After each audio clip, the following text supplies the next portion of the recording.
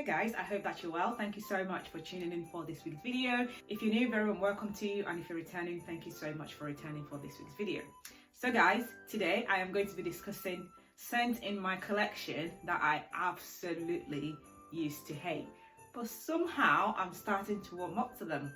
So I'm sure everybody has those scents in the collection, whether you blind bought it, whether it was a gift from somebody and you're thinking, what the hell was I thinking, or what the hell was that person thinking, giving this to me thinking I'm going to like it because it smells absolutely awful, and you've kind of shoved it in the back of your collection and you don't even reach for it at all. So these scents that I'm going to be talking about is exactly that. So if you're interested, stay tuned and keep watching.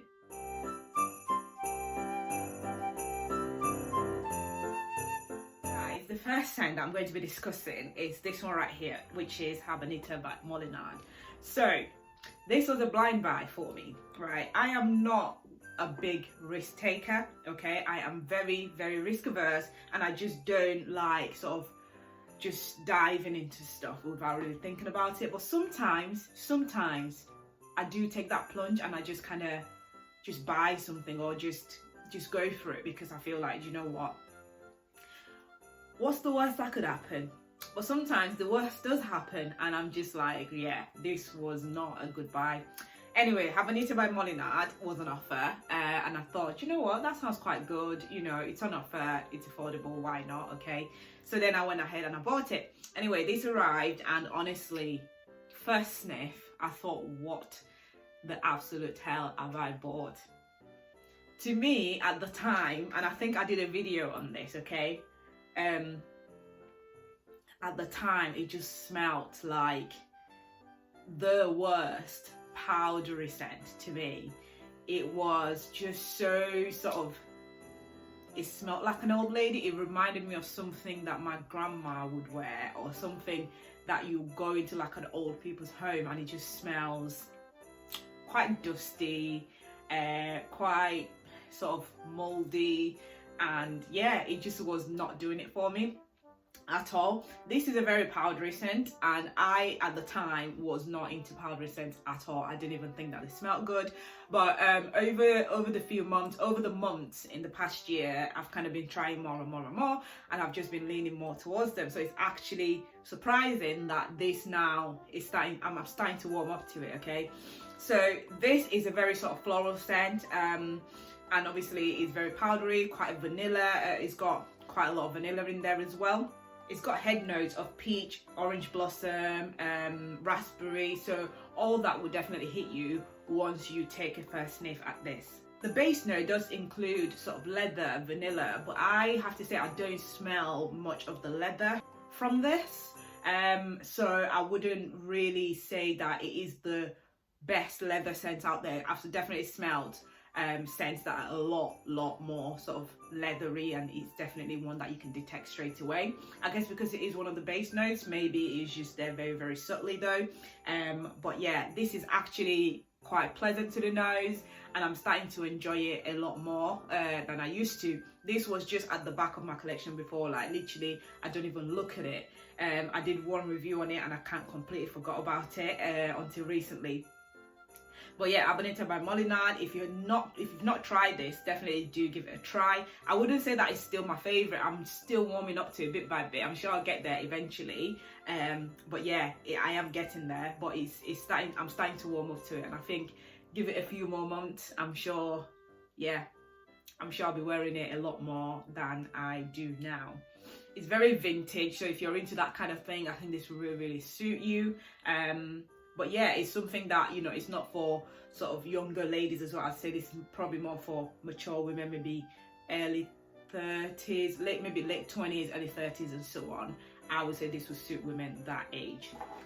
Anyway, quickly moving on, my next one is Oud Save the Queen by Atkinsons. That is this scent right here. Again, this was a blind buy, and you know what? I don't know why I never reached for this, because it was just one of those that I bought and I smelled it. I thought, yeah, all right, it smells okay. But then I never reached for it. I don't know if it's because, you know, the house is not one of the most popular houses. Atkinsons is a British house, and I don't know, I just feel like it's such an underrated house. I've fallen into the trap of, you know, only wear sort of like the popular scents, only wear the brands that sort of up there and, you know, the one that everybody talks about. But sometimes, just sometimes, scents like this are absolutely fantastic. And Oud Save the Queen is one of those. Like recently I was just going through my collection and I thought, do you know what? That smells fantastic. Why have I not done a review on this? Why have I not really spoken about this? Why do I not reach for this? So I am going to be giving this its own review, so do stay tuned for that one because I think it is actually worth talking about. So Oud Save the Queen is one from Atkinsons. Again, I just never really gave it a go. I opened the box, smelt it one time, and I just kind of put it to the side. Didn't really think much about it. But now, I mean, this is it, isn't it? It's always good to kind of go through your collection all over again and just kind of see what you've got there, because you just never know what you're going to discover. It smells quite old school, like sort of dated. It is called Oud Save the Queen, but the oud in this is very, very, very subtle. It's not strong at all. It's got sort of vanilla notes. Like I said, I will give this its own video, so I'll do a full review on this for this on its own. So I mean, I can understand why I didn't like it at first and why it wasn't, you know, it wasn't one that I was reaching for. Probably because I smelled it and I thought, oh yeah, that smells quite sort of old, dated. You know, there's been so many fragrances after it, and this is not really that. It's not really talked about very much. But I mean, I sprayed it recently and I thought, you know, that does not smell bad at all. And I just kind of left it on my skin to sit, and I just kept sniffing it. I'm like, yeah, actually, that's not bad, I think. So yeah, I think this is definitely one that I'll be reaching for, especially this time of the year as well, autumn, winter. It definitely suits it. So yeah, I'll be giving this its own review, so do stay tuned. This is called Oud Save the Queen, so this is not for men, unfortunately. So yeah, so just bear that in mind. I don't think this is unisex. So my very final one that I'm going to be talking about, guys, is MFK's Oud Velvet Mood. Oud Velvet Mood, oh my god, if you have smelt this, you would know that this is not one of the best ouds out there. Not from this house either, okay? Oud Velvet Mood, I've got a sample here, and I have to say, this to me smells a lot like urine. I don't know where I can even wear this to. The very first time I smelled it, and again, this is it, because, you know, I got a sample of this and I just thought, what in the world is that?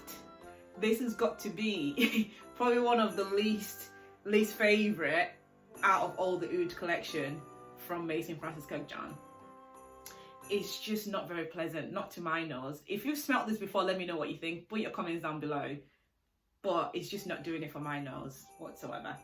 To me, this is quite medicinal. It's quite sort of leathery. Yeah, you smell it and it kind of just reminds you of being ill and being wrapped up in bed. You know, that kind of taste that you get in your throat where you just feel unwell.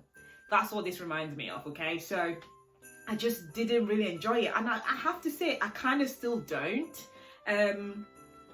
Yeah, I don't really know.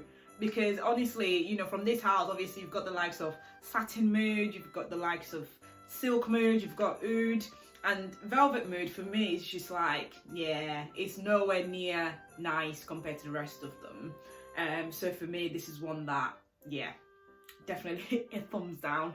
And even this time of the year, and this is the extract as well, guys, this is the extract, so you'd expect that, yeah, this should actually, you know, smell a lot better and actually perform a lot better than maybe the eau de parfum. But unfortunately, yeah, it's just not quite there for me.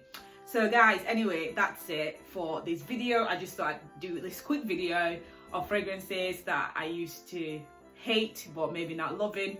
But unfortunately, in the case of Velvet Mood, I'm still not quite sure about this one. Maybe in time, I mean, who knows, maybe in time I will start to warm up to it. Maybe it'll start to feel a bit different on my skin. Maybe my nose might change and I might start to actually appreciate it a little bit more, but not right now. Anyway, guys, if you've tried any of the scents that I've mentioned, leave your comments down below. Let me know how you feel about them. And also, if you have any questions about them, do leave your comments down below. Do leave your questions down below as well. And if you haven't yet subscribed, please do subscribe. And I'll see you very soon in my next video. Bye.